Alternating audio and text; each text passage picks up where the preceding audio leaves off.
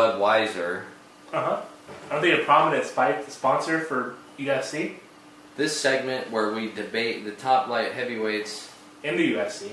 in MMA. MMA, okay. Here we go! Bud Light, Budweiser, same thing. Eddie, let me name some top... We'll debate the top 10. Okay. But first I want to ask your thoughts on whether some of these guys on the cusp should be, in your opinion, in the top 10. Okay. Number 11 ranked, this is from FightMagazine.com. Notable magazine. MMA journalism. World famous, world renowned. Right. Top of the notch. The Sports Illustrated of MMA. Right. Yeah. The State Department of MMA. Right. The Homeland Security of MMA, right? The TSA checkpoint of MMA. The World News, run by Rupert Murdoch's of MMA, that will tap your phones and figure out which fighter is the top fighter. Let's see. Number 11, Stephan Bonner. That guy's a joke. Number 12, Thiago Silva, who I think is just returning off of either being in jail or some enormous injury, so to be thrown in as number 12. Forrest Griffin. I think he should be really happy that he's considered in the top 15, Forrest Griffin. Those are about your biggest names, and then number 16, Randy Couture. So he's still active, Randy Couture? I think we just don't have that many names to throw in there as a light heavyweight. So that's probably a good point. I don't think any of these guys deserve to be in the top 10. Nobody's being shunned, I don't believe. So let's start with the top 10. Okay. So this is number 10 right here? Number 10, Antonio Rogero Nogueira. Okay, I'm okay with that. Followed by number 9, Phil Davis. I think he should probably be ranked a little bit higher. Me too. Yeah. I think you're right. Yeah. Over a Muhammad Lawal, is that King Mo, right? Recently tested positive for steroids after calling out Muhammad Jerry the King Lawal. What do you think about him calling out Rampage? Was that unprofessional? Was that, a young buck talking about old vet, probably a little bit too hard? It was a guy saying what everybody's thinking. Yeah. I don't know. I don't even know. Let's see, is Bader in here? Is he even... He's not ranked in top 10? Ryan Bader?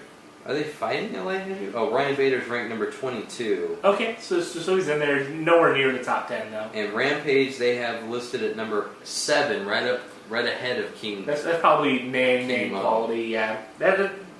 I think Rampage still has the reputation that's a lot more world class than King Mo. I think King Mo's a little bit of a jobber there.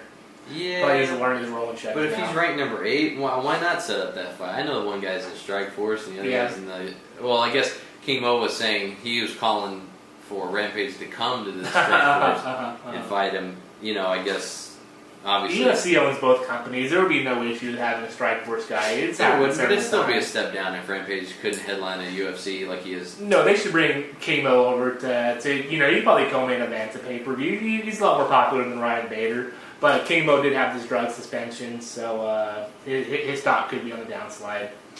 Number 6, Mauricio Shogun Hua. I like Hua a whole lot. He looked kind of weak against Rashad Evans. Against John Jones, so that may work against him. He was very weak, but he looked good against Dan Henderson. Yeah. And he beat Machida twice, right? He beat Machida, he beat Henderson. Well, he lost to Machida the one time, but everybody said that he should have won. Right. He beat Henderson or he lost Henderson? He lost Henderson? He lost Henderson in the 5-round decision. Right. Slaughter knocker. But one hell of a fight. So, he's ranked number 6. Machida is ranked number 5. Honestly, I would put... Hua above Machida? I would put Hua above him, just because he's beaten him. He's beat him, right. Yeah. And he's still hanging in there. Machida, what's he done lately? He beat somebody, I think. Yeah, he did. He beat Tito? He had a comeback fight, something like that. Yeah. I hate that we don't know this, but... We're not very good MMA fans. I'm sure someone's in the comments. Somebody's going to hate us and call us gay. You don't even know who Machida fought last. What a loser. You're too busy with a poop duke in your mouth. Okay. ballerina class. I'm sorry I don't train with Keith Jardine like half of you. Right. Sorry we're not complete insiders, okay? Yeah, I don't know how to do a guillotine choke. Speaking of we're not complete insiders, do you know who Alexander Gustafsson is? I have no idea. I don't know who the hell this guy is, but he's ranked number 4. Maybe we should only be talking about UFC fighters, really. So here we go, the top 3. Okay. My predictions, there's going to be John Jones, obviously Rashad Evans, and then... you got it. Dan Henderson? Yep. Okay, Dan Henderson. Those are your top 3 ranked in the world. In this order. Number 1, John Jones. Number Right. 2, Dan Henderson. Number 3, Rashad Evans. Do you have any I'd argue Evans may deserve to go ahead of Henderson. But, Evans is an extra in line to fight John Jones. Why did Dan Henderson get overlooked for that? Just because they've tried to book this fight? Yeah, I think UFC has been desperate for this Evans Jones fight. It's like Carlos Condit getting overlooked for the Diaz thing. But, Diaz coming in with a Strikeforce belt, he deserved to overshadow Condit. I don't understand why Dan Henderson got overlooked for this. If anything, it should have been Rashad versus Dan Henderson for the real number 1 contender spot. So then who does Dan Henderson fight at this point? Machida? Henderson Machida would be decent. That would be huge. Yeah. I would love that fight. Yeah. That sounds like a great fight. And the winner of that gets the next title shot. Right. Against John Jones after he destroys Rashad. Yeah. So who do you think has a better shot of taking on Rashad? Do you think Henderson or Evans would have a better opportunity? You're talking about taking on John Jones? Yeah. Neither one of them? Can I say that? You think Jones can dispose of both of them? I think John Jones, of everybody on this list, 1 through 100, right? 2 through 100 of these rankings, John Jones can run through every one of them. Yeah. And then he'll go up to heavyweight next year and dominate in heavyweight. Yeah, well, maybe he won't dominate, but... I see him having a tough time with Rashad Evans and Dan Henderson. I think Henderson could put down Evans, but who could put down Evans? Henderson? Sure. Yeah. Sure. Yeah. I'd love to see that fight. No. Put down Jones. Nobody can put down Bones Jones. Until I see him beat Henderson and Evans, I'm still going to say those 2 guys could beat him. But it's only a matter of time before those 2 guys have to go up against the Freak. And so we have no problem with this top 3. No. I don't have a problem with it. I think clearly, number 2 and number 3 are almost a tie.